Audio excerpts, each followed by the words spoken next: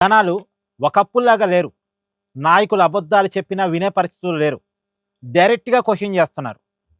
ఇప్పుడు చూడండి ఇయాల జగన్మోహన్ రెడ్డి గారి పర్యటనలో, జగన్మోహన్ రెడ్డి గారు ఒక అబద్ధం చెప్పాలని ప్రయత్నం చేస్తే, ఒక రైతు జగన్‌ని నిలదీశాడు.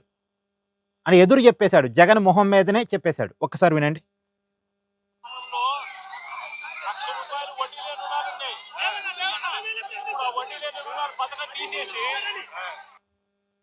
మరొకసారి.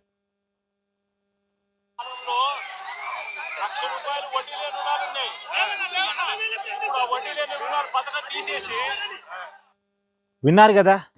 ఇయాల పొగాకు రైతుల్ని పరామర్శించడం కోసం దేవులపల్లి ఎళ్లారు జగన్మోహన్ రెడ్డి గారు.